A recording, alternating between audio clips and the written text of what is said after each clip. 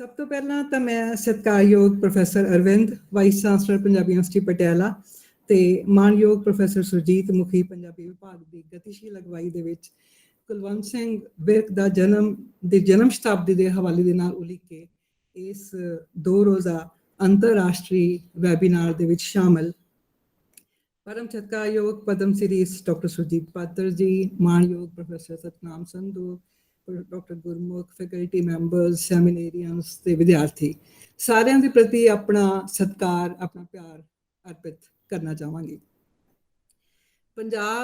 ਪੰਜਾਬੀ ਭਾਸ਼ਾ ਜਾਂ ਪੰਜਾਬੀਅਤ ਦੇ ਜਿਹੜੇ ਉਸਰਈਏ ਨੇ ਉਹਨਾਂ ਨੂੰ ਓਨ ਕਰਨਾ, ਆਪਣੇ ਦਾਨਿਸ਼ਮੰਦਾਂ, ਆਪਣੇ ਸਿਰਜਕਾਂ ਦੇ ਪ੍ਰਤੀ ਉਹਨਾਂ ਦੇ ਯੋਗਦਾਨ ਦੇ ਪ੍ਰਤੀ ਕਿਰਤੱਕਤਾ ਦਾ ਇਜ਼ਹਾਰ ਕਰਨਾ, ਉਹਨਾਂ ਦੇ ਕੰਮਾਂ ਨੂੰ ਚੇਤਿਆਂ ਵਿੱਚ ਵਸਾਉਣਾ, ਉਹਨਾਂ ਦੀਆਂ ਯਾਦਾਂ ਨੂੰ ਤਾਜ਼ਾ ਰੱਖਣਾ, ਇਹ ਉਹ ਕਦਰ ਹੈ ਜਿਹੜੀ ਪੰਜਾਬੀ ਯੂਨੀਵਰਸਿਟੀ ਨੂੰ ਪੰਜਾਬੀ ਯੂਨੀਵਰਸਿਟੀ ਬਣਾਉਂਦੀ ਹੈ, ਜਿਨ੍ਹਾਂ ਦੀ ਬਦੌਲਤ ਹੀ ਪੰਜਾਬੀ ਯੂਨੀਵਰਸਿਟੀ ਹੈ, ਬਾਕੀਆਂ ਨਾਲੋਂ ਵੱਖਰੀ ਹੈ, ਵਿਸ਼ੇਸ਼ ਹੈ। ਮੈਨੂੰ ਖੁਸ਼ੀ ਹੈ ਕਿ ਕੋਵਿਡ ਕਾਲ ਦੀਆਂ ਸਾਰੀਆਂ ਦਿੱਕਤਾਂ ਤੇ ਦੁਸ਼ਵਾਰੀਆਂ ਦੇ ਬਾਵਜੂਦ ਪੰਜਾਬੀ ਯੂਨੀਵਰਸਿਟੀ ਨੇ ਇਹਨਾਂ ਸ਼ਾਨਦਾਰ ਰਵਾਇਤਾਂ ਨੂੰ ਨਿਭਾਉਣਾ ਜਾਰੀ ਰੱਖਿਆ ਤੇ ਪੰਜਾਬੀ ਵਿਭਾਗ ਦੀ ਸਮੁੱਚੀ ਫੈਕਲਟੀ ਅੱਜ ਇਸ ਉਦਮ ਦੇ ਲਈ ਮੁਬਾਰਕ ਦੀ ਔਰ ਨਾਲ ਦੀ ਨਾਲ ਪ੍ਰਸ਼ੰਸਾ ਦੀ ਵੀ ਹੱਕਦਾਰ ਹੈ। ਕੁਲਵੰਤ ਸਿੰਘ ਵਿਰਕ ਹੋਣਾ ਬਾਰੇ ਡਾਕਟਰ ਗੁਰਮੁਖ ਨੇ ਜਿਹੜੀ ਭੂਮਿਕਾ ਸਾਡੇ ਨਾਲ ਸਾਂਝੀ ਕੀਤੀ ਉਹ ਲਫ਼ਜ਼ ਬ ਲਫ਼ਜ਼ ਸਹੀ ਹੈ ਔਰ ਇਸ ਤੋਂ ਵੀ ਜੇ ਹੋਰ ਵੀ ਬਹੁਤ ਕੁਝ ਕਹਿਣਾ ਹੋਵੇ ਤਾਂ ਵਿਰਕ ਉਹਦੇ ਲਈ ਵੀ ਸਭ ਤੋਂ ਵੱਡੀ ਪ੍ਰਤਿਭਾ ਹੈ ਔਰ ਸਾਡੀ ਉਹਨਾਂ ਪ੍ਰਤਿਭਾਵਾਂ ਵਿੱਚੋਂ ਜਿਸ ਤੇ ਸਾਨੂੰ ਹੱਕੀ ਤੌਰ ਤੇ ਮਾਣ ਹੈ। ਇਸ ਪ੍ਰਤਿਭਾ ਨੇ ਸਾਡੇ ਵਸੇਬ ਨੂੰ, ਸਾਡੇ ਲੋਕਾਂ ਨੂੰ, ਲੋਕਾਈ ਨੂੰ, ਸਾਡੇ ਸਮਿਆਂ ਨੂੰ ਜਿੰਨੀ ਨੀਝ ਦੇ ਨਾਲ, ਜਿੰਨੀ ਸੁਹਿਰਦਤਾ ਦੇ ਨਾਲ, ਜਿੰਨੀ ਲਗਨ ਦੇ ਨਾਲ ਤੱਕਿਆ ਤੇ ਸਾਨੂੰ ਸਾਡੀਆਂ ਸ਼ਨਾਖਤਾਂ ਦੇ, ਸਾਡੀ ਰਹਿਤਲ ਦੇ, ਸਾਡੀ ਜੀਵਨ ਜਾਤ ਦੇ ਬਹੁਤ ਹੀ ਖੂਬਸੂਰਤ, ਬਹੁਤ ਹੀ ਖਾਲਸ, ਅਸਲੋਂ ਅਛੋ ਝਲਕਾਰੇ ਜਿਵੇਂ ਲੱਭ ਕੇ ਗੂੜੇ ਕੇ ਕਰ ਕਰਕੇ ਵਿਖਾਏ, ਉਹ ਮੈਂ ਸਮਝਦੀ ਹਾਂ ਕਿ ਉਹ ਮਿਸਾਲੀ ਹਨ। ਅੱਜ ਹੀ ਨਹੀਂ, ਜਦੋਂ ਵੀ ਪੰਜਾਬੀ ਸਾਹਿਤ ਦੇ ਵਿੱਚੋਂ ਪੰਜਾਬੀਅਤ ਦੀਆਂ ਪ੍ਰਤੀਨਿਧ, ਪ੍ਰਮਾਣਿਕ ਤੇ ਮਾਣਮੱਤੀਆਂ ਪੇਸ਼ਕਾਰੀਆਂ ਦੀ ਭਾਲ ਵਿੱਚ ਕੋਈ ਨਿਕਲੇਗਾ ਤਾਂ ਵਿਰਕ ਦੀਆਂ ਕਹਾਣੀਆਂ ਦੇ ਕਥਾ ਬਿੰਬ ਉੱਭਰਵੇਂ ਤੇ ਪ੍ਰਭਾਵੀ ਰੂਪ ਵਿੱਚ ਹਾਜ਼ਰ ਹੋਣਗੇ। ਵਿਰਕ ਦੇ ਘੜੇ ਚਰਿੱਤਰ, ਵਿਰਕ ਦੀਆਂ ਕਹਾਣੀਆਂ ਦੇ ਵੇਰਵੇ, ਵਿਰਕ ਦੇ ਪਾਤਰਾਂ ਦੇ ਬੋਲ ਪਰਮਾਣਾ ਵਜੋਂ ਢੁਕਦੇ ਇਤਿਹਾਸ ਸਿਰਜਦੇ ਨਜ਼ਰ ਆਉਣਗੇ। ਵਿਰਕ ਦੀ ਆਪਣੇ ਸਮਕਾਲ ਤੇ ਆਪਣੀ ਕਲਮ ਦੋਹਾਂ ਤੇ ਜਿਹੜੀ ਪਕੜ ਸੀ ਉਹ ਇੱਕ ਜ਼ਹੀਨ ਵਿਅਕਤੀ ਵਾਲੀ ਪਕੜ ਸੀ। ਸਮਿਆਂ ਦਾ ਜਿਹੜਾ ਨਿਕਟ ਵਰਤਮਾਨ ਉਹਨਾਂ ਦੇ ਹਿੱਸੇ ਆਇਆ ਉਹ ਵੱਡੀ ਹਲਚਲ ਵਾਲਾ ਸੀ। ਅਸੀਂ ਤਾਂ ਜਾਣਦੇ ਹਾਂ ਕਿ ਜੇ ਇਤਿਹਾਸਕਤਾ ਦੇ ਲਿਹਾਜ਼ ਨਾਲ 8-10 ਦਹਾਕੇ ਪਹਿਲਾਂ ਦਾ ਪੰਜਾਬ ਦੇਖੀਏ ਤਾਂ ਅੰਗਰੇਜ਼ੀ ਸਾਮਰਾਜ ਦੀ ਬਸਤੀ ਬਣਿਆ, ਆਧੁਨਿਕੀਕਰਨ, ਸ਼ਹਿਰੀਕਰਨ ਦੀ ਪ੍ਰਕਿਰਿਆ ਵਿੱਚੋਂ ਲੰਘਦਾ, ਆਜ਼ਾਦੀ ਲਈ ਛਟਪਟਾਉਂਦਾ, ਫਿਰ ਨਵੇਂ ਵਿਚਾਰਾਂ, ਖਾਸ ਕਰਕੇ ਖੱਬੀ ਪੱਖੀ ਵਿਚਾਰਧਾਰਾ ਜਿਹੜੀ ਹੈਗੀਆਂ ਉਹਨਾਂ ਦਾ ਪ੍ਰਭਾਵ ਕਬੂਲਦਾ, ਫਿਰ ਆਜ਼ਾਦੀ ਦੇ ਨਾਲ ਹੀ ਵੰਡ ਦੀ ਅਸਧਾਰਨ ਸਥਿਤੀ, ਅਣਕਿਆਸੀ ਉਥਲ ਪੁਥਲ ਦੇ ਵਿੱਚ ਸੁੱਟ ਦਿੱਤਾ ਗਿਆ ਪੰਜਾਬ। ਇਹ ਉਹ ਜ਼ਮੀਨੀ ਹਕੀਕਤਾਂ ਸਨ ਜਿਨ੍ਹਾਂ ਦੇ ਵਿੱਚੋਂ ਵਿਰਕ ਇੱਕ ਆਮ ਵਿਅਕਤੀ ਵਜੋਂ ਨਹੀਂ, ਇੱਕ ਸੁਜੱਗ, ਇੱਕ ਸੁਚੇਤ, ਇੱਕ ਸਕ੍ਰਿਆ ਵਿਅਕਤੀ ਵਜੋਂ ਲੰਘ ਰਿਹਾ ਸੀ, ਆਪਣੇ ਬੌਧਿਕ ਸਤਰ ਕਰਕੇ ਵੀ ਤੇ ਆਪਣੇ ਪੇਸ਼ਾਵਰ ਜ਼ਿੰਮੇਵਾਰੀਆਂ ਕਰਕੇ ਵੀ। ਅਸੀਂ ਕਹਿ ਸਕਦੇ ਹਾਂ ਕਿ ਆਪਣੇ ਸਮਿਆਂ ਦੀ ਬੈਸਟ ਐਜੂਕੇਸ਼ਨ ਵਿਰਕ ਹੋਣਾ ਦੇ ਹਿੱਸੇ ਆਈ। ਉਹਨਾਂ ਸਮਿਆਂ ਦੇ ਵਿੱਚ ਜੇ ਸਿੱਖਿਆ ਦੇ ਸਿਖਲਾਈ ਦੇ ਲਿਹਾਜ਼ ਨਾਲ ਗੱਲ ਕਰੀਏ ਤਾਂ MA ਅੰਗਰੇਜ਼ੀ ਤੇ LLB ਕਰਨ ਵਾਲੇ ਕਿੰਨੇ ਕੁ ਪੰਜਾਬੀ ਹੋਣਗੇ ਅਸੀਂ ਅੰਦਾਜ਼ਾ ਲਾ ਸਕਦੇ ਹਾਂ। ਤੇ ਫਿਰ ਪੇਸ਼ਾਵਰ ਜ਼ਿੰਦਗੀ, ਪਹਿਲਾਂ ਫੌਜ ਵਿੱਚ ਭਰਤੀ ਹੋਏ, ਵੰਡ ਤੋਂ ਇਮੀਡੀਏਟ ਬਾਅਦ ਇੱਕ ਲਈਆਂ ਅਫਸਰ ਦੇ ਤੌਰ ਦੇ ਉੱਤੇ ਉਹਨਾਂ ਨੇ ਪਾਕਿਸਤਾਨ ਵਿੱਚ ਫਸੇ ਹਿੰਦੂ ਸਿੱਖ ਪਰਿਵਾਰਾਂ ਨੂੰ ਜਾਂ ਹਿੰਦੂ ਸਿੱਖ ਔਰਤਾਂ ਨੂੰ ਕੱਢ ਲਿਆਉਣ ਦੀ ਜ਼ਿੰਮੇਵਾਰੀ ਨਿਭਾਈ। ਪੰਜਾਬ ਦੇ ਲੋਕ ਸੰਪਰਕ ਅਫਸਰ ਰਹੇ, ਖੇਤੀਬਾੜੀ ਯੂਨੀਵਰਸਿਟੀ ਦੇ ਜੁਆਇੰਟ ਸਕੱਤਰ ਇਨਫੋਰਮੇਸ਼ਨ ਰਹੇ, ਮੁੱਖ ਮੰਤਰੀ ਪੰਜਾਬ ਦੇ ਪ੍ਰੈਸ ਸਕੱਤਰ ਰਹੇ। ਇਹ ਸਾਰੇ ਅਹੁਦੇ, ਇਹ ਸਾਰੀਆਂ ਪੋਜੀਸ਼ਨਾਂ ਆਮ ਨਾਲੋਂ ਹਟ ਕੇ ਨੇ। ਸਮਾਜ ਪ੍ਰਤੀ ਉਹਨਾਂ ਦੀ ਜਿਹੜੀ ਸੂਝ ਹੈ, ਉਹਨਾਂ ਦੀ ਭੂਮਿਕਾ ਹੈ, ਉਸ ਨੂੰ ਵੀ ਆਮ ਨਹੀਂ ਖਾਸ ਬਣਾਉਂਦੀਆਂ ਨੇ। ਪਰ ਜਿਸ ਵਿਰਕ ਨੂੰ ਅਸੀਂ ਅੱਜ ਯਾਦ ਕਰ ਰਹੇ ਹਾਂ, ਜਿਸ ਵਿਰਕ ਤੇ ਅਸੀਂ ਅੱਜ ਮਾਣ ਕਰ ਰਹੇ ਹਾਂ, ਉਹ ਇਹਨਾਂ ਅਹੁਦਿਆਂ ਵਾਲਾ ਵਿਰਕ ਨਹੀਂ ਹੈ। ਉਹ ਕਹਾਣੀਕਾਰ ਵਿਰਕ ਹੈ। ਉਹ उस रचनात्मक रग वाला विरक है जिसने कुल 106 कहानियां लिखियां ते पंजाबी संसार दे विच हमेशा हमेशा लई अमर हो गया, हमेशा हमेशा लई थां बना गया। विरक उन्हां खुशकिस्मत लोकां विचों सी जिन्हां ने जिउंदे जी हरमन प्यारता हंडाई, जिन्हां नूं बहुत सारी मकबूलियत उन्हां दे जिउंदे जी मिली। उन्हां दे पाठकां ने, उन्हां दे प्रशंसकां ने तो उन्हां नूं सलाहिया ही। उस दौर दी जिहड़ियां प्रबुद्ध शख्सियतां सी ਉਹ ਵੀ ਸਾਰੀਆਂ ਵਿਰਕ ਤੋਂ ਪ੍ਰਭਾਵਿਤ ਸਨ। ਸੰਤ ਸਿੰਘ ਸੇਖੋਂ, ਪ੍ਰੋਫੈਸਰ ਮੋਹਨ ਸਿੰਘ, ਕਰਤਾਰ ਸਿੰਘ ਦੁੱਗਲ, ਅਤਰ ਸਿੰਘ, ਖੁਸ਼ਵੰਤ ਸਿੰਘ ਵਰਗੇ ਬਹੁਤ ਸਾਰੇ ਜ਼ਹੀਨ ਵਿਅਕਤੀ ਉਹਨਾਂ ਨੂੰ ਥਾਪੀ ਦੇਣ ਵਾਲਿਆਂ ਵਿੱਚ ਸ਼ਾਮਲ ਸਨ। ਵਿਰਕ ਦਾ ਪੰਜਾਬੀ ਕਹਾਣੀ ਵੱਲ ਆਉਣਾ ਵੀ ਮੈਂ ਸਮਝਦੀ ਹੈਗੀ ਹਾਂ ਕਿ ਇਹ ਧੰਨ ਭਾਗ ਹੀ ਕਿਹਾ ਜਾ ਸਕਦਾ। ਉਹ ਸਮਾਂ ਜਦੋਂ ਇਕਬਾਲ, ਸਾਹਿਰ, ਮੁਲਕ ਰਾਜ ਆਨੰਦ, ਰਜਿੰਦਰ ਸਿੰਘ ਬੇਦੀ, ਕ੍ਰਿਸ਼ਨ ਚੰਦਰ, ਯਸ਼ਪਾਲ ਵਰਗੇ ਸਾਰੇ ਜਿਹੜੇ ਜ਼ਹੀਨ ਪੰਜਾਬੀ ਸੀ ਉਹ ਅੰਗਰੇਜ਼ੀ ਨੂੰ, ਹਿੰਦੀ ਨੂੰ, ਉਰਦੂ ਨੂੰ ਆਪਣੀ ਕਮਿਊਨੀਕੇਸ਼ਨ ਦੀ ਭਾਸ਼ਾ ਬਣਾ ਰਹੇ ਸਨ। ਵਿਰਕ ਨੇ ਪੰਜਾਬੀ ਨੂੰ ਚੁਣਿਆ, ਇਹ ਵੱਡੀ ਗੱਲ ਸੀ। ਔਰ ਪੰਜਾਬੀ ਕਹਾਣੀ, ਪੰਜਾਬੀ ਸੰਸਾਰ ਬਹੁਤ ਸਾਰੀਆਂ ਹੋਰ ਦੇਣਦਾਰੀਆਂ ਦੇ ਨਾਲ ਨਾਲ ਇਸ ਚੋਣ ਲਈ ਵੀ ਵਿਰਕ ਦਾ ਦੇਣਦਾਰ ਰਹੇਗਾ। ਜਿੱਥੋਂ ਤੱਕ ਵਿਰਕ ਦੀ ਕਹਾਣੀ ਦਾ ਸਵਾਲ ਹੈ, ਵਿਰਕ ਦੀ ਕਹਾਣੀ ਦੇ ਪਾਠਕ ਮੇਰੇ ਨਾਲ ਸਹਿਮਤ ਹੋਣਗੇ ਕਿ ਵਿਰਕ ਨੂੰ ਪੜ੍ਹਨਾ ਇੱਕ ਬਹੁਤ ਹੀ ਸੁਖਾਵਾਂ, ਸਕੂਨ ਦੇਣ ਵਾਲਾ ਅਨੁਭਵ ਹੈ। ਉਸ ਦੀ ਕਹਾਣੀ ਸਾਨੂੰ ਸਕੂਨ ਜਾਂ ਆਨੰਦ ਤਾਂ ਦਿੰਦੀ ਹੈ, ਪਰ ਉਸ ਦੀ ਕਹਾਣੀ ਸਾਨੂੰ ਪ੍ਰਤੀਤੀਆਂ ਵਰਗਾ ਅਹਿਸਾਸ ਵੀ ਦਿੰਦੀ ਹੈ। ਕੁਝ ਨਵਾਂ, ਕੁਝ ਵੱਖਰਾ, ਕੁਝ ਆਪਣਾ ਆਪਣਾ ਲੱਗਣ ਵਰਗਾ ਅਹਿਸਾਸ। ਸਾਡਾ ਆਪਣੀਆਂ ਫਿਤਰਤਾਂ ਵਿੱਚ, ਆਪਣੀਆਂ ਫਿਤਰਤ ਦੀਆਂ ਰੌਆਂ ਵਿੱਚ ਜਿਹੜੀਆਂ ਕਦੇ ਪਲ ਪਲ ਤੋਲਾ, ਪਲ ਪਲ ਮਾਸਾ ਹੁੰਦੀਆਂ ਨੇ, ਪਾਰੇ ਵਾਂਗੂ ਡਲਕਦੀਆਂ ਨੇ, ਲਿਸ਼ਕ ਵਾਂਗੂ ਆਉਂਦੀਆਂ ਤੇ ਚਲੇ ਜਾਂਦੀਆਂ ਨੇ, ਉਹਨਾਂ ਦੇ ਵਿੱਚ ਮਨੁੱਖੀ ਚੇਤਨਾ ਦੀ ਦਿਲਚਸਪੀ ਕਦੀਮੀ ਹੈ।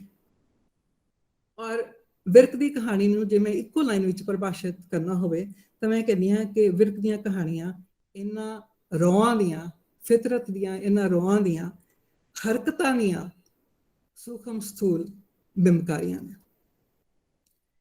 ਇਹਨਾਂ ਰੌਆਂ ਨੂੰ ਪਛਾਣਨ ਦਾ ਵਿਰਕ ਦਾਰਸ਼ਨਿਕ ਕਾਰਜ ਵੀ ਕਰਦਾ ਤੇ ਇਹਨਾਂ ਹਰਕਤਾਂ ਨੂੰ ਸਾਕਾਰ ਬਿੰਬਾਂ ਦੇ ਵਿੱਚ ਬੰਨਣ ਦੀ ਕਲਾਤਮਿਕ ਜਿਹੜੀ ਜੁਗਤ ਹੈ ਉਹ ਵੀ ਉਹਨੂੰ ਆਉਂਦੀ ਹੈ। ਔਰ ਇਹ ਬਿੰਬ ਸਾਡੇ ਇੰਨੇ ਜਾਣੇ ਪਛਾਣੇ, ਇੰਨੇ ਨੇੜਲੇ ਨੇ ਕਿ ਇਹ ਕਹਾਣੀਆਂ ਸਾਨੂੰ ਆਪਣੀਆਂ ਹੀ ਕਹਾਣੀਆਂ ਲੱਗਦੀਆਂ। ਮੈਂ ਸਮਝਦੀ ਹਾਂ ਕਿ ਪੰਜਾਬੀ ਕਹਾਣੀ ਨੂੰ ਪੰਜਾਬੀ ਜੁੱਸਾ ਦੇਣ ਵਿੱਚ, ਪੰਜਾਬੀ ਖਸਲਤਾਂ ਦੇ, ਪੰਜਾਬੀ ਵਸੇਖ ਦੇ ਹਮਬਰ ਬਣਾਉਣ ਵਿੱਚ ਵਿਰਕ ਦਾ ਕੋਈ ਸਾਨੀ ਨਹੀਂ।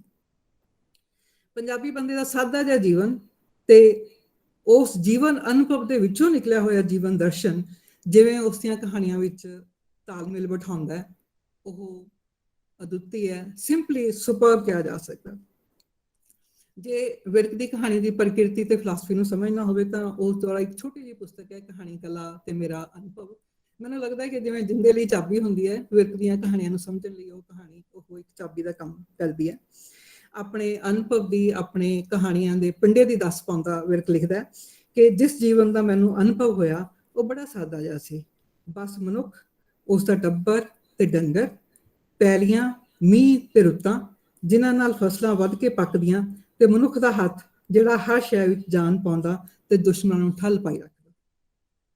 ਇਸੇ ਵਿੱਚੋਂ ਜੀਵਨ ਦੇ ਅਨੁਭਵ ਦੀ ਸਾਰਥਕਤਾ, ਜੀਵਨ ਦੇ ਆਨੰਦ ਦਾ ਥੋਹ ਪਤਾ, ਜੀਵਨ ਦੀ ਫਿਲਾਸਫੀ ਘੜਦਿਆਂ ਇੱਕ ਛੋਟੀ ਜਿਹੀ ਲਾਈਨ ਵਿਰਕ ਹੋਰ ਲਿਖਦਾ ਕਿ ਜਦੋਂ ਕਿਸੇ ਦੇ ਦੁਆਲੇ ਆਪਣੇ ਹੱਥੀਂ ਪੱਕੀਆਂ ਖੜੀਆਂ ਕੀਤੀਆਂ ਫਸਲਾਂ ਹੋਣ, ਰੁੱਖਾਂ ਨੂੰ ਫਲ ਲੱਗ ਰਿਹਾ ਹੋਵੇ, ਉਸ ਦੀਆਂ ਮੱਝਾਂ ਗਾਵਾਂ ਸੂ ਰਹੀਆਂ ਹੋਣ ਤੇ ਆਪਣੇ ਜਾਵਾਂ ਨੂੰ ਪਾਲ ਰਹੀਆਂ ਹੋਣ, ਤਾਂ ਉਹ ਇੱਕ ਤਰ੍ਹਾਂ ਸੱਖਣੇ ਹੱਥੀਂ ਕੌਤਕ ਵਰਤਾ ਰਿਹਾ ਹੁੰਦਾ। ਉੱਥੇ ਨਿਰਾਰਥਕਤਾ ਤੇ ਇਕੱਲਤਾ ਲਈ ਥਾਂ ਕਿੱਥੇ ਹੈ? ਪ੍ਰਕਿਰਤੀ ਦੇ ਨਾਲ ਤਦਰੂਪ ਸਾਡੇ ਇਸ ਵਸੇਬ ਨੂੰ ਇੰਨੇ ਹੀ ਖਾਲਸ ਰੂਪ ਵਿੱਚ, ਇੰਨੇ ਹੀ ਸੁਹਿਰਦਤਾ ਨਾਲ, ਇੰਨੀ ਹੀ ਨੀਝ ਦੇ ਨਾਲ ਜੇ ਕਿਸੇ ਨੇ ਕਹਾਣੀ ਦੀ ਵੱਥ ਬਣਾਇਆ ਹੈਗਾ ਤਾਂ ਉਹ ਵਿਰਕ ਹੈ। ਪੰਜਾਬ ਦੇ ਲਹਿ ਲਹਾਉਂਦੇ ਖੇਤਾਂ, ਫਸਲਾਂ, ਚਰਾਂਦਾਂ, ਟਿੱਬਿਆਂ, ਉਜਾੜਾਂ, ਮੀਂਹਾਂ, ਦਰਿਆਵਾਂ ਦਾ ਜ਼ਿਕਰ ਉਸ ਦੀ ਕਹਾਣੀ ਵਿੱਚ ਇੱਕ ਜੀਵੰਤ ਹਵਾਲਾ ਬਣਦਾ। ਇਹ ਉਹ ਵਸੇਬ ਹੈ ਜਿੱਥੇ ਇੱਕ ਦੂਜੇ ਨੂੰ ਮਿਲਣ ਤੇ ਜਿਵੇਂ ਜੀਆਂ ਦਾ ਹਾਲ ਪੁੱਛਿਆ ਜਾਂਦਾ ਉਵੇਂ ਹੀ ਪੁੱਛਿਆ ਜਾਂਦਾ ਚਰੀਆਂ ਕਮਾਦ ਕਿੱਡੇ ਕਿੱਡੇ ਹੋ ਗਏ ਨੇ ਆਪਣੇ ਵੱਲ, ਡੰਗਰ ਵੱਛੇ ਦਾ ਕੀ ਹਾਲ ਹੈ। ਵਿਰਕ ਦੀਆਂ ਕਹਾਣੀਆਂ ਦੇ ਪਾਤਰ ਫਸਲਾਂ ਦੇ ਜੋਬਨ ਤੋਂ, ਫਸਲਾਂ ਦੇ ਆਕੀਪੁਣੇ ਤੋਂ ਤਾਂ ਵਾਕਿਫ ਹੈ ਹੀ ਨੇ। ਉਹ ਆਪਣੇ ਡੰਗਰਾਂ ਦੇ ਸੁਭਾਵਾਂ, ਡੰਗਰਾਂ ਦੀਆਂ ਤੱਕਣੀਆਂ ਦੀ ਵੀ ਸਾਰ ਰੱਖਦੇ ਨੇ। ਜਿਨ੍ਹਾਂ ਨੇ ਦੋ ਆਨੇ ਦਾ ਕਹਾਣੀ ਪੜ੍ਹੀ ਹੈ ਉਹ ਬਹੁਤ ਵਧੀਆ ਤਰ੍ਹਾਂ ਅੰਦਾਜ਼ਾ ਲਾ ਸਕਦੇ ਨੇ ਕਿ ਜੇ ਲੈਲਾ ਲੈਲਾ ਘਾਹ ਜਿਹੜਾ ਹੈਗਾ ਉਹ ਘੁਰਚ ਘੁਰਚ ਕਰਕੇ ਆਪਣੀ ਮੱਝ ਚੱਲ ਰਹੀ ਹੋਵੇ ਤਾਂ ਮਨ ਕਿਵੇਂ ਉਛਲ ਉਛਲ ਪੈਂਦਾ, ਤੇ ਜੇ ਉਹੀ ਕਿਸੇ ਹੋਰ ਦੀ ਮੱਝ ਚੱਲ ਰਹੀ ਹੋਵੇ ਤਾਂ ਉਸਦਾ ਹਾਵੜਾ ਕਿੰਨਾ ਪਰੇਸ਼ਾਨ ਕਰਨ ਵਾਲਾ ਲੱਗਦਾ। ਫਸਲਾਂ ਡੰਗਰਾਂ ਦੇ ਨਾਲ ਇਹ ਸਾਂਝਾ ਵਸੇਬ ਜਿਹੜਾ ਹੈ ਉਹ ਵਿਰਕ ਦੀ ਕਹਾਣੀ ਦੀ ਰੱਖ ਹੈ, ਉਸਦਾ ਅਖੁੱਟ ਖਜ਼ਾਨਾ ਹੈ। ਆਪਣੀਆਂ ਕਹਾਣੀਆਂ ਦੀਆਂ ਕਿੰਨੀਆਂ ਕੁ ਰਮਜ਼ਾਂ, ਕਿੰਨੀਆਂ ਕੁ ਵੇਰਵੇ, ਕਿੰਨੀਆਂ ਕੁ ਤਸ਼ਬੀਹਾਂ ਉਸਨੇ ਇਸ ਰੱਖ ਵਿੱਚੋਂ ਲਈਆਂ ਨੇ, ਔਰ ਕਿੰਨੇ ਕੁ ਥੀਮਾਂ ਨੂੰ ਐਨਕੋਡ ਕਰਨ ਲਈ, ਫਿਲੋਸਫਾਈਜ਼ ਕਰਨ ਦੇ ਲਈ ਉਹ ਅਛੋਪਲੇ ਹੀ ਇਹ ਖਜ਼ਾਨਾ ਵਰਤ ਗਿਆ। ਇਸ ਦਾ ਅੰਦਾਜ਼ਾ ਤੁਸੀਂ ਉਸਦੀਆਂ ਕਹਾਣੀਆਂ ਹੀ ਪੜ੍ਹ ਕੇ, ਖੱਬਲ, ਤੂੜੀ ਦੀ ਪੰਡ, ਗਊ, ਮਾਖਿਓਂ ਦੀ ਛੱਲੀ, ਮੱਖੀ, ਮੱਛਰ, ਘੋੜੀ, ਹੈ ਨਾ। ਔਰ ਮੈਂ ਸਮਝਦੀ ਹਾਂ ਕਿ ਇਸ ਖਜ਼ਾਨੇ ਨੂੰ ਜੇ ਅਸੀਂ ਕਹਿੰਦਾ ਮਤਲਬ ਵਿਚਾਰੀਏ ਤਾਂ ਇਹ ਪੰਜਾਬੀ ਚਿੰਤਨ ਲਈ, ਪੰਜਾਬੀ ਸਿਰਜਣਾਤਮਕਤਾ ਦੇ ਲਈ ਇੱਕ ਝਰੋਖਾ ਵੀ ਹੈ ਆਪਣੇ ਸਰੋਤਾਂ ਦੀ ਸਮਰਿੱਧੀ ਨੂੰ ਪਛਾਣਨ ਦਾ, ਉਹਨਾਂ ਦੀ ਪ੍ਰਸੰਗਿਕਤਾ, ਉਹਨਾਂ ਦੀ ਸਾਰਥਕਤਾ ਜਾਣਨ ਦਾ। ਪੇਂਡੂ ਜੀਵਨ ਦਾ ਜਿਹੜਾ ਭਰਪਣ ਹੈ, ਭਾਈਚਾਰਾ ਹੈ, ਸਾਕਾਦਾਰੀ, ਸ਼ਿਕਾਚਾਰੀ, ਪੰਜਾਬ ਪੇਂਡੂ ਜੀਵਨ ਦੀ ਵੇਲ, ਰੁਝੇਵੇਂ, ਸ਼ੁਗਲ, ਧੰਦੇ, ਵੱਡਿਆਂ ਦੇ ਵਡੱਪਣ ਦੇ, ਨਿਭਾਉਣ ਦੇ, ਉਦਾਸ ਝਲਕਾਰੇ ਤੇ ਲੜਾਈ ਤੋਂ ਟਲਣ ਦੇ ਜਾਂ ਲੜਾਈ ਨੂੰ ਵਿਹਾਜਣ ਦੇ ਸਾਰੇ ਨਜ਼ਾਰੇ ਜਿਹੜੇ ਹੈਗੇ ਨੇ ਉਹ ਵਿਰਕ ਦੀਆਂ ਕਹਾਣੀਆਂ ਵਿੱਚ ਸਾਨੂੰ ਮਿਲਣਗੇ। ਕੁਝ ਵੀ ਓਪਰਾ ਨਹੀਂ ਲੱਗੇਗਾ, ਪਰ ਇਸ ਦਾ ਭਾਵ ਇਹ ਕਦਾਚਿਤ ਨਹੀਂ ਕਿ ਵਿਰਕ ਦੀ ਕਹਾਣੀ ਦਾ ਮਨੋਰਥ ਸਾਡੀ ਪੇਂਡੂ ਰਹਿਤਲ ਨੂੰ ਗਲੋਰੀਫਾਈ ਕਰਨਾ, ਬਲਕਿ ਵਿਰਕ ਨੂੰ ਤਾਂ ਪਿੰਡ ਜਿਹੜਾ ਹੈਗਾ ਉਹ ਅਥਾਹ ਮੁਸ਼ੱਕਤ ਦਾ ਸਮੁੰਦਰ ਉਹਨੇ ਦੱਸਿਆ ਇਸ ਨੂੰ। ਔਰ 100 ਸਾਲ ਪਹਿਲਾਂ ਵੀ ਜਦੋਂ ਉਸਨੇ ਪੰਜਾਬੀ ਕਿਸਾਨੀ ਦੀ ਆਰਥਿਕਤਾ ਦਾ ਜਾਇਜ਼ਾ ਲਿਆ ਤਾਂ ਉਸਨੂੰ ਕਿਸਾਨ ਦਾ ਜਿਹੜਾ ਵਕਤਾਂ ਤੇ ਕਰਜ਼ਿਆਂ ਮਾਰਿਆ ਜੀਵਨ ਹੈਗਾ ਉਹ ਵਿਖਾਈ ਦਿੱਤਾ। ਤੇ ਇੱਕ ਤੁਲਨਾ ਦੇ ਵਿੱਚ ਤਾਂ ਉਹਨੇ ਕਿਹਾ ਕਿ ਸ਼ਾਇਦ ਕਿਸਾਨਾਂ ਦੇ ਨਾਲੋਂ ਕੰਮੀ ਵਧੇਰੇ ਸੌਖੇ ਨੇ। ਪਿੰਡ ਦੀ ਸਵੈ ਨਿਰਭਰ ਇਕਾਈ ਜਾਂ ਪਿੰਡ ਦਾ ਜਿਹੜਾ ਜ਼ਿਮੀਂਦਾਰ ਸਮਾਜ ਹੈਗਾ ਉਹ ਚੱਲਦਾ ਰਹਿ ਸਕਦਾ ਹੈਗਾ ਭਾਵੇਂ ਉਸਦੀਆਂ ਕਦਰਾਂ ਕਿੰਨੀਆਂ ਵੀ ਆਦਰਸ਼ਕ ਕਿਉਂ ਨਾ ਹੋਣ। ਇਸ ਮਿੱਥ ਦਾ ਭੰਜਨ ਜਿਹੜਾ ਹੈਗਾ ਅਸੀਂ ਸਾਰੇ ਜਾਣਦੇ ਹਾਂ ਕਿ ਤੂੜੀ ਦੀ ਪੰਡ ਦੇ ਵਿੱਚ ਜਾਂ ਉਜਾੜ ਕਹਾਣੀ ਦੇ ਵਿੱਚ ਉਸਨੇ ਬਹੁਤ ਸੋਹਣੀ ਤਰ੍ਹਾਂ ਕੀਤਾ, ਔਰ ਪੇਂਡੂ ਸਮਾਜ ਨੂੰ ਉਹਨੇ ਇੱਕ ਹੀਰਵੇ ਵਾਂਗ ਨਹੀਂ, ਇੱਕ ਹਕੀਕਤ ਵਾਂਗ ਪੇਸ਼ ਕੀਤਾ। ਔਰ ਪੇਂਡੂ ਜੀਵਨ ਦੇ ਪ੍ਰਤੀ ਜਿਹੜਾ ਮੋਹ ਨਿਰਮੋਹ ਦਾ ਜਿਹੜਾ ਤਵਾਜ਼ਨ ਹੈ, ਠੀਕ ਗਲਤ ਦੀ ਜਿਹੜੀ ਤਮੀਜ਼ ਵਿਰਕ ਦੀਆਂ ਕਹਾਣੀਆਂ ਦੇ ਵਿੱਚ ਮਿਲਦੀ ਹੈ, ਭਾਵੇਂ ਉਹ ਜਾਤੀ ਜਮਾਤੀ ਅਭਿਮਾਨ ਦੇ ਨਾਲ ਸੰਬੰਧਿਤ ਹੋਣ, ਭਾਵੇਂ ਉਹ ਲਿੰਗ ਦਰਜੀਆਂ ਬੰਦੀਆਂ ਬਾਰੇ ਹੋਣ, ਤੇ ਹਾਸ਼ੀਏ ਤੇ ਜਿਹੜੀਆਂ ਧੱਕੀਆਂ ਜਾ ਰਹੀਆਂ ਧਿਰਾਂ ਨੇ ਉਹਨਾਂ ਦੇ ਸਾਹਸ ਦੇ ਵਿੱਚ ਵਿਰਕ ਦੀ ਕਿੰਨੀ ਦਿਲਚਸਪੀ ਹੈ, ਉਹ ਕਿੰਨੇ ਪ੍ਰਸ਼ੰਸਾਤਮਕ ਨਜ਼ਰੀਏ ਦੇ ਨਾਲ ਪੇਸ਼ ਕਰਦਾ ਹੈ, ਇਹ ਅਸੀਂ ਉਹਨਾਂ ਦੀਆਂ ਕਹਾਣੀਆਂ ਵਿੱਚੋਂ ਦੇਖ ਸਕਦੇ ਹਾਂ। ਔਰ ਆਧੁਨਿਕ ਜ਼ਮਾਨੇ ਦੀ ਨਵੀਂ ਸੋਚ ਜਿਹੜੀ ਨਵੀਂ ਪੀੜ੍ਹੀ ਨੂੰ ਖਾਸ ਕਰਕੇ ਦਮਿਤਾ ਨੂੰ ਬਰਾਬਰੀ ਦੇ ਤਰਕ ਦਿੰਦੀ ਹੈ, ਜਿਨ੍ਹਾਂ ਕਰਕੇ ਜਿਹੜੇ ਖੱਤਰੀ ਤੇ ਕਮੀਨ ਨੇ ਉਹ ਜੱਟਾਂ ਨੂੰ ਬਹਿਸ ਵਿੱਚ ਹਰਾ ਦਿੰਦੇ ਨੇ, ਨਵੇਂ ਮੁੰਡੇ ਡਿਪਟੀ ਕਮਿਸ਼ਨਰਾਂ ਜਾਂ ਪੁਲਿਸ ਕਪਤਾਨਾਂ ਦੇ ਨਾਲ ਨੁਕਤਾਚੀਨੀ ਕਰਨ ਦੀ ਜ਼ਰੂਰਤ ਕਰਦੇ ਨੇ, ਜਿਨ੍ਹਾਂ ਕਰਕੇ ਮਾੜੇ ਲਤਾੜੇ ਜਿਹੜੇ ਹੈਗੇ ਨੇ ਉਹ ਵੀ 2-4 ਡੰਡੇ ਉੱਪਰ ਚੜ੍ਹ ਜਾਂਦੇ ਨੇ। ਨਵੀਂ ਸੱਭਿਅਤਾ ਦੇ ਵਿੱਚ ਔਰਤ ਜਿਵੇਂ ਸਪੇਸ ਬਣਾਉਂਦੀ ਹੈ ਤੇ ਨਵੀਆਂ ਲੋੜਾਂ ਦੇ ਅਨੁਕੂਲ ਜਿਵੇਂ ਆਪਣੇ ਆਪ ਨੂੰ ਤਿਆਰ ਕਰਦੀ ਹੈ, ਢਾਲਦੀ ਹੈ, ਵਿਰਕ ਉਹਨਾਂ ਦੇ ਲਈ ਸ਼ੇਰਨੀਆਂ ਦਾ ਸ਼ਬਦ ਦਾ ਇਸਤੇਮਾਲ ਕਰਦਾ। ਔਰ ਆਪਣੇ ਨਜ਼ਰੀਏ ਨੂੰ, ਆਪਣੇ ਰਵੱਈਏ ਦੀ ਜਿਹੜੀ ਸਪਸ਼ਟਤਾ ਹੈਗੀ ਆ ਉਹ ਕਿੰਨੀ ਕੁ ਹੈ ਵਿਰਕ ਦੇ ਵਿੱਚ, ਇਸ ਦਾ ਅੰਦਾਜ਼ਾ ਉਸ ਦੇ ਇਹਨਾਂ ਸ਼ਬਦਾਂ ਤੋਂ ਵੀ ਲਾਇਆ ਜਾ ਸਕਦਾ ਹੈ। ਉਹ ਕਹਿੰਦੇ, ਇੱਕ ਥਾਂ ਲਿਖਦੇ ਨੇ ਕਿ ਮੈਨੂੰ ਨਵੀਂ ਸੱਭਿਅਤਾ ਬੜੀ ਖਿੱਚ ਪਾਉਂਦੀ ਹੈ, ਮੈਂ ਇਸ ਵੱਲ ਚੌਖਰੀਆ ਭੱਜਣਾ ਚਾਹੁੰਦਾ। ਔਰ ਨਵੀਂ ਸੱਭਿਅਤਾ ਦੇ ਜਿਹੜੇ 3 ਲੱਛਣ ਵਿਰਕ ਨੇ ਦੱਸੇ ਨੇ ਉਹ ਹੈਗੇ ਨੇ ਸਾਇੰਸ ਦਾ ਲੋਕਾਂ ਦੇ ਰੋਜ਼ ਦੇ ਕੰਮਾਂ ਵਿੱਚ ਆਵੜਨਾ, ਲੋਕਾਂ ਦਾ ਆਪਣੇ ਆਮ ਜੀਵਨ ਦੀਆਂ ਗੁੰਝਲਾਂ ਨੂੰ ਲਾ ਸੁੱਟਣਾ, ਇਸਤਰੀਆਂ ਦਾ ਸਿੱਧਾ ਹੋ ਕੇ ਖਲੋਣਾ। ਗਤੀਸ਼ੀਲ ਯਥਾਰਥ ਮਤਲਬ ਇੱਕ ਹੈ ਕਿ ਅਸੀਂ ਜੋ ਕੁਝ ਇੱਕ ਵਾਰੀ ਪਰਸੀਵ ਕਰ ਲਿਆ ਉਸ ਨੂੰ ਹੀ ਬਾਰ-ਬਾਰ ਰਚੀ ਜਾਈਏ, ਇੱਕ ਹੈਗਾ ਕਿ ਗਤੀਸ਼ੀਲ ਇਤਿਹਾਸ ਦੇ ਉੱਤੇ ਨਿਗਾਹ ਟਿਕਾਣੀ ਜਿਹੜੀ ਕਿ ਆਮ ਹਾਰੀ ਸਾਰੀ ਦੇ ਵਸ ਵਿੱਚ ਨਹੀਂ ਹੁੰਦੀ, ਪਰ ਵਿਰਕ ਇਸ ਦੇ ਉੱਤੇ ਜਿਵੇਂ ਨਿਗਾਹ ਟਿਕਾਉਂਦਾ। ਜਿਣਸਾਂ ਪੈਦਾ ਕਰਨ ਵਾਲੀ ਕਾਰਖਾਨਾ ਬੜੀ ਜ਼ਮੀਨ, ਵੇਲੜਾਂ ਦੇ ਵਿੱਚ ਵਜੋਂ ਹੋਂਦ ਵਿੱਚ ਆਈ ਨਵੀਂ ਮੱਧ ਸ਼੍ਰੇਣੀ। ਔਰ ਪੰਜਾਬੀਆਂ ਦੇ ਲਈ ਜਦੋਂ ਉਹ ਇਹੋ ਜਿਹੇ ਬਿੰਬ ਮੁਹੱਈਆ ਕਰਦਾ ਇੱਕ ਫੇਰੀ ਕਹਾਣੀ ਤਾਂ ਜਿਹੜੀ ਗੱਲ ਉਸਨੂੰ ਕਹਾਣੀ ਦਾ ਸ਼ਾਹ ਸਵਾਰ ਬਣਾ ਦਿੰਦੀ ਹੈ ਜਾਂ ਸਿਰਜਣਾਤਮਕਤਾ ਦਾ ਸ਼ਾਹ ਸਵਾਰ ਬਣਾ ਦਿੰਦੀ ਹੈ, ਉਹ ਗੱਲ ਇਹ ਹੈ ਕਿ ਉਹ ਨਵੇਂ ਯਥਾਰਥ ਜਿਹੜੀ ਰੈਸ਼ਨੈਲਿਟੀ ਹੈ ਤੇ ਜਿਹੜੀ ਸਪੌਂਟੇਨਿਟੀ ਹੈ, ਉਹਨਾਂ ਦੋਹਾਂ ਦੇ ਵਿੱਚ ਜਿਹੜੀਆਂ ਫਾਥੀਆਂ ਪੰਜਾਬੀ ਸ਼ਨਾਖਤਾਂ ਨੇ ਉਹਨਾਂ ਦੀ ਆਲਾ ਵਿੰਬਕਾਰੀ ਕਰਦਾ। ਦੁਆਨੇ ਦਾ ਘਾਹ ਤੇ ਬਰਿਸਟਰ ਸਾਹਿਬ ਇਸ ਪ੍ਰਥਾਈ ਮੈਂ ਸਮਝਦੀ ਹਾਂ ਕਿ ਪੜ੍ਹਨ ਯੋਗ ਕਹਾਣੀਆਂ ਨੇ। ਇਹਨਾਂ ਕਹਾਣੀਆਂ ਦੇ ਵਿੱਚ ਜਿਹੜਾ ਮੁੱਖ ਪਾਤਰ ਹੈ, ਉਂਝ ਉਹਨਾਂ ਦਾ ਸੁਭਾਅ ਦੇਖੋ, ਵਿਹਾਰ ਦੇਖੋ, ਉਹ ਸ਼ੁੱਧ ਪੰਜਾਬੀ ਨੇ। ਨਵੀਂ ਸੱਭਿਅਤਾ ਦੇ ਵਿੱਚੋਂ ਸਿੱਖਿਆ ਤੇ ਸਿਖਲਾਈ ਦੇ ਹਵਾਲੇ ਨਾਲ ਜਾਂ ਕਿਰਦਾਰ ਦੇ ਹਵਾਲੇ ਦੇ ਨਾਲ ਜੋ ਕੁਛ ਉਹਨਾਂ ਨੇ ਅਰਜਿਤ ਕੀਤਾ, ਉਹਦੇ ਵਿੱਚ ਵੀ ਕੋਈ ਊਣ, ਕੋਈ ਉਕਾਈ ਨਹੀਂ, ਕੋਈ ਮਿਹਣਾ ਨਹੀਂ। ਪਰ ਕਹਾਣੀ ਦੇ ਵਿੱਚ ਉਹਨਾਂ ਦਾ ਸੁਭਾਅ ਜਿਵੇਂ ਦੁਫਾੜ ਹੋਇਆ ਪਿਆ, ਔਰ ਜਿਹੜੀ ਬੇਜ਼ਾਰੀ ਹੰਡਾ ਰਿਹਾ ਹੈ, ਉਹ ਦੇਖਣ ਵਾਲੀ ਹੈ। ਔਰ ਪੰਜਾਬੀ ਬੰਦੇ ਬਾਰੇ ਇੰਨੀ ਸੱਚੀ, ਇੰਨੀ ਰੌਚਕ, ਇੰਨੀ ਨਿੱਜੀ ਕਹਾਣੀ ਜੇ ਕੋਈ ਲਿਖ ਸਕਿਆ ਤਾਂ ਮੈਂ ਸਮਝਦੀ ਹੈਗੀ ਹਾਂ ਕਿ ਉਹ ਵਿਰਕ ਹੈ। ਵਿਰਕ ਦੀ ਕਥਾ ਸੰਵੇਦਨਾ, ਜਿਵੇਂ ਕਿ ਡਾਕਟਰ ਗੁਰਮੁਖ ਗੱਲ ਕਰ ਰਹੇ ਸੀ ਕਿ ਬਹੁਤ ਪਹਿਲੂ ਨੇ, ਪਰ ਉਹਨਾਂ ਦੀ ਸੰਵੇਦਨਾ ਦਾ ਇੱਕ ਹੋਰ ਪਹਿਲੂ ਜਿਹੜਾ ਕਿ ਮੈਂ ਇਸ ਛੋਟੇ ਜਿਹੇ ਸਮੇਂ ਦੇ ਵਿੱਚ ਵੱਖਰੇ ਤੇ ਵਿਸ਼ੇਸ਼ ਰੂਪ ਦੇ ਵਿੱਚ ਤੁਹਾਡੇ ਨਾਲ ਸਾਂਝਾ ਕਰਨਾ ਚਾਹੁੰਦੀ ਹਾਂ, ਉਹ ਹੈਗਾ ਕਿ ਉਹ ਕਹਾਣੀਆਂ ਜਿਹੜੀਆਂ ਦੇਸ਼ ਵੰਡ ਦੇ ਨਾਲ ਸੰਬੰਧਿਤ ਨੇ। ਖੱਬਲ, ਉਲਾਮਾ, ਮੁਰਦੇ ਦੀ ਤਾਕਤ, ਮੈਨੂੰ ਜਾਣਨਾ, ਕੁੜੀ ਦਾ ਦਾਜ, ਉਪਰੀ ਧਰਤੀ।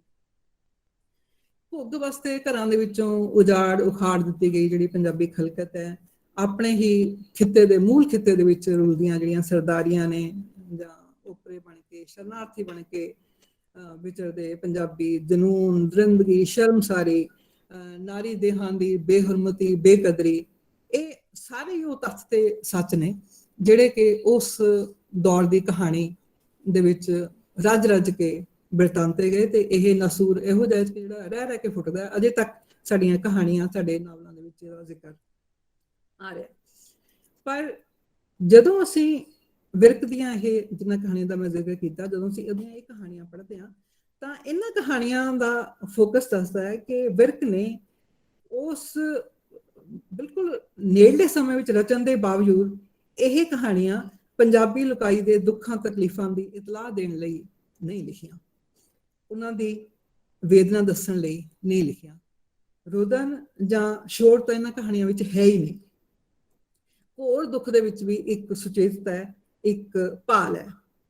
ਔਰ ਕਹਾਣੀਕਾਰ ਜਿਹੜਾ ਹੈਗਾ, ਉਹਨੇ ਆਪਣੀ ਜਿਹੜੀ ਨੀਂਜ ਹੈ ਉਹਨਾਂ ਰੌਆਂ ਤੇ ਟਿਕਾਈ ਹੋਈ ਹੈ ਜਿਹੜੀਆਂ ਵਕਤਾਂ ਦੀਆਂ ਝੰਬੀਆਂ ਅਸਲੋਂ ਬੇਸ ਨਤਾਣੀਆਂ ਨਵਾਣੀਆਂ ਸ਼ਨਾਖਤਾਂ ਜਿਹੜੀਆਂ ਨੇ ਉਹਨਾਂ ਨੂੰ ਸਾਹਸ ਦੇਣ ਲਈ, ਉਹਨਾਂ ਦੇ ਵਿੱਚ ਤਰਾਣ ਭਰਨ ਦਾ ਰਾਹ ਪਾ ਰਹੀਆਂ ਨੇ, ਕੋਈ ਬਹਾਨਾ ਬਣਾ ਰਹੀਆਂ। ਇਹਨਾਂ ਰੌਆਂ ਦੀ, ਇੰਨੇ ਘੋਰ ਦੁੱਖ ਦੇ ਵਿੱਚ ਇਹਨਾਂ ਰੌਆਂ ਦੀ ਨਿਸ਼ਾਨਦੇਹੀ ਕਰਨਾ, ਇਹਨਾਂ ਨੂੰ ਹੱਥ ਪਾਉਣਾ, ਮੈਂ ਸਮਝਦੀ ਹਾਂ ਕਿ ਵਿਰਕ ਦੀ ਇੱਕ ਲੱਭਤ ਹੈ। ਇਹ ਕਹਾਣੀਆਂ ਬੜੀ ਖੂਬਸੂਰਤੀ ਦੇ ਨਾਲ ਸਾਨੂੰ ਦੱਸਦੀਆਂ ਨੇ ਕਿ ਸਾਡੀਆਂ ਸ਼ਨਾਖਤਾਂ ਕਿੰਨੀਆਂ ਕੁ ਜਟਲ ਨੇ ਤੇ ਕਿੰਨੀਆਂ ਕੁ ਤਰਲ, ਕਿੰਨੀਆਂ ਕੁ ਓਪਰੀਆਂ ਨੇ ਤੇ ਕਿੰਨੀਆਂ ਕੁ ਡੂੰਘੀਆਂ, ਕਿੰਨੀ ਜਲਦੀ ਸਖਤੇ ਵਿੱਚ ਆਉਂਦੀਆਂ ਤੇ ਕਿੰਨੇ ਨਿੱਕੇ ਦੇ ਵਿਸ਼ਵਾਸ ਦੇ ਨਾਲ ਮੁੜ ਮੌਲ ਪੈਂਦੀਆਂ। ਮੈਨੂੰ ਜਾਣਨਾ ਕਹਾਣੀ ਦੇ ਵਿੱਚ ਇੱਕ ਬਹੁਤ ਮਧੋਲਿਆ ਜਿਹਾ ਜਾਪਦਾ, ਮੁਰਦਾ ਜਿਹਾ ਜਾਪਦਾ ਪਾਤਰ ਸਿਰਫ ਇਸ ਇੱਕ ਝੂਠੇ ਜਿਹੇ ਯਕੀਨ ਨਾਲ ਕਿ ਪੋਪਰੀ ਧਰਤੀ ਤੇ ਵੀ ਉਸਨੂੰ ਕੋਈ ਜਾਣਦਾ ਹੈਗਾ, ਨਵੇਂ ਸਿਰੋਂ ਉਹਦੇ ਵਿੱਚ ਜਾਨ ਪੈ ਜਾਂਦੀ ਹੈ। ਵਿਰਕ ਦੀਆਂ ਜਿਹੜੀਆਂ ਇਹ ਕਹਾਣੀਆਂ ਨੇ, ਇਹਨਾਂ ਨੂੰ ਜਿਹੜਾ ਹੈਗਾ ਵਧੇਰੇ ਮਹੱਤਵ ਜਾਂ ਵਧੇਰੇ ਤਵੱਜੋ ਦੇਣ ਦੇ ਲਈ ਮੈਂ ਉਸਦੇ ਦੋ ਹੋਰ ਨਿੱਕੇ ਜਿਹੇ ਇਨਕਸ਼ਾਫ ਜਿਹੜੇ ਨੇ ਉਹਨਾਂ ਵੱਲ ਧਿਆਨ ਦਵਾਵਾਂਗੀ ਤੁਹਾਡਾ। ਇੱਕ ਤਾਂ ਵਿਰਕ ਖੁਦ ਲਿਖਦਾ ਹੈ ਕਿ ਮੈਂ ਦੋਹਾਂ ਦੇਸ਼ਾਂ ਵਿੱਚੋਂ ਇਕੱਲਾ ਲੇਖਕ ਹਾਂ ਜਿਸ ਨੂੰ ਉਸ ਸਮੇਂ ਪਾਕਿਸਤਾਨ ਬੜੇ ਦੇਸ਼ ਵਿੱਚ ਰਹਿਣ ਤੇ ਫਿਰਨ ਦਾ ਇੰਨਾ ਅਵਸਰ ਮਿਲਿਆ। ਔਰ ਦੂਸਰੀ ਗੱਲ ਜਿਹੜੀ ਵੱਡੀ ਹੈ ਉਹ ਹੈ ਕਿ ਉਹ ਕਹਿੰਦੇ ਕਿ ਇਹ ਕੁਝ ਕਹਾਣੀਆਂ ਮੈਨੂੰ ਬਣੀਆਂ ਬਣਾਈਆਂ ਮਿਲੀਆਂ, ਭਾਵ ਕਿ ਉਹ ਇਹਨਾਂ ਦੇ ਆਥੈਂਟਿਕ ਹੋਣ ਤੇ ਮੋਹਰ ਲਾ ਰਿਹਾ। ਔਰ ਮਸਲਨ ਖੱਬਲ ਕਹਾਣੀ ਦਾ ਜ਼ਿਕਰ ਕਰੀਏ ਤਾਂ ਖੱਬਲ ਕਹਾਣੀ ਬਾਰੇ ਉਹ ਕਹਿੰਦਾ ਕਿ ਇਹ ਸਾਰੀ ਘਟਨਾ ਘੱਟ ਵੱਧ ਇਸੇ ਤਰ੍ਹਾਂ ਹੋਈ ਵਾਪਰੀ ਜਿਵੇਂ ਲਿਖੀ ਹੈ। ਉਹ ਕਹਿੰਦਾ ਵੀ ਮੈਂ ਇੱਕ ਲੜਕੀ ਨੂੰ ਬਰਾਮਦ ਕਰਨ ਦੇ ਲਈ, ਸਿੱਖ ਲੜਕੀ ਨੂੰ ਬਰਾਮਦ ਕਰਨ ਦੇ ਲਈ ਗਏ ਤਾਂ ਉਹ ਲੜਕੀ ਬਿਸਤਰੇ ਵਿੱਚ ਬਿਮਾਰ ਪਈ ਸੀ, ਉਹਦੇ ਖੱਤ ਤੇ ਵੱਡੀ ਸਾਰੀ ਪੱਟੀ ਬੰਨੀ ਹੋਈ ਸੀ। ਜਿਨ੍ਹਾਂ ਲੋਕਾਂ ਨੂੰ ਅੱਜ ਤੱਕ ਆਪਣਾ ਅੱਖਣ ਹਿੱਲੀ ਹੋਈ ਸੀ ਉਹ ਸਾਰੇ ਸਰਹੱਦੋਂ ਪਾਰ ਲੰਘ ਗਏ ਸੀ ਤੇ ਦੁਸ਼ਮਣ ਮੁਲਕ ਦੇ ਵਿੱਚ ਉਹ ਦੁਬਾਰਾ ਕਦੇ ਪੈਰ ਨਹੀਂ ਸੀ ਰੱਖ ਸਕਦੇ। ਉਹ ਕਹਿੰਦੀ ਸੀ ਕਿ ਵੀ ਉਸਦੀ ਉਧਾਲੀ ਹੋਈ ਇੱਕ ਕੁਆਰੀ ਨਨਾਣ ਜਿਹੜੀ ਹੈਗੀ ਆ ਉਸਨੂੰ ਵਾਪਸ ਲਿਆ ਕੇ ਦਿੱਤੀ ਜਾਵੇ ਤਾਂ ਜੋ ਉਹ ਆਪਣੇ ਹੱਥੀ ਉਸਦਾ ਕਿਸੇ ਨਾਲ ਵਿਆਹ ਕਰ ਸਕੇ। ਇਸ ਘਟਨਾ ਨੂੰ ਵਿਰਕ ਜਿਵੇਂ ਇੱਕ ਵਿਕਟਮ ਦੀ ਆਥੈਂਟਿਕ ਆਵਾਜ਼ ਵਜੋਂ ਪਰਸੀਵ ਕਰਦਾ ਹੈ ਔਰ ਹਾਲਤਾਂ ਦਾ ਸ਼ਿਕਾਰ ਬਣੀ ਇੱਕ ਔਰਤ ਦੇ ਬੋਲਾਂ ਨੂੰ ਜਿਵੇਂ ਉਹ ਸੁਣਦਾ, ਸਮਝਦਾ ਮਹੱਤਵ ਦਿੰਦਾ ਹੈ, ਤੇ ਫਿਰ ਅੱਗੋਂ ਪਾਠਕਾਂ ਦੇ ਲਈ ਵੀ ਕਹਾਣੀ ਦੇ ਵਿੱਚ ਉਹ ਸਾਰੇ ਪ੍ਰਸੰਗ, ਉਹ ਸਾਰੇ ਸੰਦਰਭ ਸਿਰਜਦਾ ਹੈ, ਜਿਨ੍ਹਾਂ ਦੇ ਸਿਰ ਦੇ ਉੱਤੇ ਇਸ ਗੱਲ ਨੂੰ, ਇਸ ਚੇਤਨਾ ਨੂੰ, ਇਸ ਰੌਂ ਨੂੰ ਸਹੀ ਪਰਪੇਖ ਵਿੱਚ ਸੁਣਿਆ ਤੇ ਸਮਝਿਆ ਜਾ ਸਕੇ। ਮੈਨੂੰ ਲੱਗਦਾ ਹੈ ਕਿ ਇਹ ਜਿਹੜੀ ਸੁਹਿਰਦਤਾ ਹੈ, ਇਹ ਸਮਝਦਾਰੀ ਹੀ ਵਿਰਕ ਨੂੰ ਮਹਾਨ ਬਣਾਉਂਦੀ ਹੈ। ਮੈਂ ਸਮਝਦੀ ਹਾਂ ਕਿ ਇਹ ਇਕੱਲੀ ਕਹਾਣੀ ਵਿਰਕ ਦੀ ਜਿਹੜੀ ਹੈਗੀ ਆ, ਉਹਨਾਂ ਸਾਰੀਆਂ ਕਹਾਣੀਆਂ ਤੇ ਭਾਰੂ ਪੈਂਦੀ ਹੈ, ਜਿਹੜੀਆਂ ਕਹਾਣੀਆਂ ਉਸ ਵੇਲੇ ਨਾਰੀ ਨਾਲ ਹੋਈਆਂ ਬੀਤੀਆਂ ਨੂੰ ਸਹਾਨੁਭੂਤੀ ਨਾਲ, ਹਮਦਰਦੀ ਨਾਲ, ਦਿਆਨਤਦਾਰੀ ਨਾਲ ਪ੍ਰਗਟਾਉਂਦੀਆਂ ਤਾਂ ਹਨ, ਪਰ ਇੱਕ ਤਰ੍ਹਾਂ ਨਾਲ ਨਾਰੀ ਦੀ ਖਾਮੋਸ਼ੀ, ਨਾਰੀ ਦਾ ਦਰਦ, ਨਾਰੀ ਦਾ ਸਬਰ, ਤਾਂ ਜਾਂ ਉਸਦੀ ਸ਼ਹਾਦਤ ਨੂੰ ਇਸਲਾਹ ਕੇ ਬੁੱਤਾਂ ਸਾਹ ਲੈਂਦੀਆਂ ਨੇ। ਅਸਹਿ ਤੇ ਅਕਹਿ ਦੁੱਖਾਂ ਦੇ ਵਿੱਚੋਂ ਲੰਘੀ, ਓਪਰਿਆਂ ਵਿੱਚ ਹੀ ਨਹੀਂ, ਦੁਸ਼ਮਣਾਂ ਵਿੱਚ ਘਿਰੀ, ਆਪਣੇ ਦੇਹ ਦੀ ਬੇਹੁਰਮਤੀ ਕਰਨ ਵਾਲਿਆਂ ਦੇ ਵਿੱਚ ਘਿਰੀ ਇਹ ਅਸਲੋਂ ਇਕੱਲੀ ਔਰਤ ਆਪਣੀ ਹੋਂਦ ਸਥਿਤੀ ਬਾਰੇ ਕੀ ਸੋਚ ਰਹੀ ਹੈ, ਆਪਣੇ ਭਵਿੱਖ ਬਾਰੇ ਕੀ ਸੋਚ ਰਹੀ ਹੈ। ਉਸ ਦੀ ਜਿਹੜੀ ਹੋਂਦ ਚੇਤਨਾ ਹੈ, ਉਹ ਜਿਹੜੀਆਂ ਹੱਥੋਂ ਖਿਸਕ ਗਈਆਂ ਜੀਵਨ ਰੌਆਂ ਨੇ, ਉਹਨਾਂ ਨੂੰ ਫੜਨ ਦੇ ਲਈ ਕੀ ਆਹਰ ਕਰਦੀ ਹੈ, ਕੀ ਸੋਚ ਰਹੀ ਹੈ, ਕੀ ਚਿਤਵ ਰਹੀ ਹੈ। ਇਹ ਕਹਾਣੀ ਇਸ ਹਰਕਤ ਨੂੰ ਸਾਂਭਦੀ ਹੈ। ਔਰ ਇੱਕ ਗਿਣੇ ਮਿੱਥੇ ਸ਼ਬਦਾਂ ਦੇ ਵਿੱਚ ਨਾਰੀ ਦੀਆਂ ਪੁੱਛਾਂ, ਅਸਤਿਤਵਿਕ ਪੁੱਛਾਂ ਜਿਹੜੀਆਂ ਨੇ, ਔਰ ਨਾਰੀ ਦੀ ਜਿਹੜੀ ਸਮਾਜਿਕ, ਸੱਭਿਆਚਾਰਕ, ਇਤਿਹਾਸਕ ਜੀਵ ਵਜੋਂ ਜਿਹੜੀ ਉਹਦੀ ਕਹਿੰਦਾ ਮਤਲਬ ਪਹਿਲ ਕਦਮੀ ਹੈ, ਉਸ ਦੀ ਕੰਸੋ ਦਿੰਦੀ ਹੈ ਇਹ ਕਹਾਣੀ। ਧਾਰਮਿਕ ਸ਼ਨਾਖਤਾਂ ਜਿਹੜੀਆਂ ਸਾਨੂੰ ਬੜੀਆਂ ਧੁਰ ਅੰਦਰਲੀਆਂ ਜਾਪਦੀਆਂ ਨੇ, ਤੇ ਜਿਨ੍ਹਾਂ ਦੇ ਕਰਕੇ, ਜਿਨ੍ਹਾਂ ਦੀ ਰੈਸ਼ਨੈਲਿਟੀ ਕਰਕੇ ਦੁਨੀਆ ਭਰ ਦੇ ਵਿੱਚ ਲਗਾਤਾਰ ਉਪੱਦਰ ਮਚਦੇ ਰਹਿੰਦੇ ਨੇ, ਉਹਨਾਂ ਧਾਰਮਿਕ ਸ਼ਨਾਖਤਾਂ ਦਾ ਨਾਰੀ ਨਾਲ ਰਿਸ਼ਤਾ ਕਿਹੋ ਜਿਹਾ। ਕਹਾਣੀ ਦੀ ਪਾਤਰ ਕਹਿ ਰਹੀ ਹੈ ਕਿ ਤੂੰ ਮੇਰਾ ਸਿੱਖ ਭਰਾ ਹੈ, ਮੈਂ ਵੀ ਕਦੇ ਸਿੱਖ ਹੁੰਦੀ ਸਾਂ, ਹੁਣ ਤੇ ਮੈਂ ਮੁਸਲਮਾਨ ਹੋ ਗਈ ਹਾਂ। ਔਰਤ ਦਾ ਧਰਮ ਕਿਹੜਾ ਹੈ, ਜਿਸ ਵਿੱਚ ਉਹ ਜੰਮੀ ਪਲੀ ਵਿਆਹੀ ਗਈ, ਜਾਂ ਜਿਨੇ ਉਹਨੂੰ ਇੱਕ ਪਲ ਲਈ ਉਧਾਲਿਆ ਤੇ ਉਸਦੀ ਦੇਹ ਦੀ, ਉਸਦੇ ਨਿੱਜ ਦੀ ਬੇਕਦਰੀ ਕੀਤੀ, ਬੇਹੁਰਮਤੀ ਕੀਤੀ। ਹਾਲਾਤ ਅੱਗੇ ਗੋਡੇ ਟੇਕਣ ਦੀ ਥਾਂ, ਅੱਲੇ ਜ਼ਖਮਾਂ ਦੇ ਪੀੜ ਦੀ ਰੁਦਨ ਦੀ ਥਾਂ, ਇਹ ਔਰਤ ਆਪਣੀਆਂ ਜੜ੍ਹਾਂ ਲਾਉਣ ਲਈ ਸਾਕਾਦਾਰ ਦੀ ਸ਼ਾਹਰਾਹ ਦੇ ਵਿੱਚ ਸ਼ਾਮਲ ਹੋਣ ਦਾ ਜਿਹੜਾ ਹੀਲਾ ਕਰ ਰਹੀ ਹੈ, ਇਹ ਉਸ ਦੀ ਅੰਦਰਵਾਰ ਦੀ ਚੇਤਨਾ ਦਾ ਇਹ ਝਲਕਾਰਾ ਹੈ, ਇਹ ਉਦਮ ਹੈ, ਇਹ ਸਵਾਲ ਹੈ, ਜਿਸ ਕਰਕੇ ਇਹ ਕਹਾਣੀ ਇੱਕ ਵੱਢ ਮਾਰਦੀ ਹੈ। ਵਿਰਕ ਹੋਰ ਕੁਝ ਵੀ ਨਾ ਲਿਖਦਾ ਤਾਂ ਇਹ ਕਹਾਣੀ, ਇੱਕੋ ਇੱਕ ਕਹਾਣੀ ਮੈਨੂੰ ਲੱਗਦਾ ਕਿ ਉਸਨੂੰ ਅਮਰ ਬਣਾਉਣ ਲਈ ਕਾਫੀ ਸੀ। 1950 ਵਿੱਚ ਜਦੋਂ ਉਹਨਾਂ ਨੇ ਇਹ ਕਹਾਣੀ ਲਿਖੀ, ਤੇ 1979 ਦੇ ਵਿੱਚ ਜਦੋਂ ਇਹ ਕਹਾਣੀ ਕਲਾ ਤੇ ਮੇਰਾ ਲਿਖਿਆ, ਤਾਂ ਉਹਨਾਂ ਨੇ ਲਿਖਿਆ ਸੀਗਾ ਕਿ ਮੈਨੂੰ ਲੱਗਦਾ ਕਿ ਮੈਂ ਇਹ ਵਕਤ ਤੋਂ ਪਹਿਲਾਂ ਕਹਾਣੀ ਲਿਖ ਦਿੱਤੀ ਹੈ।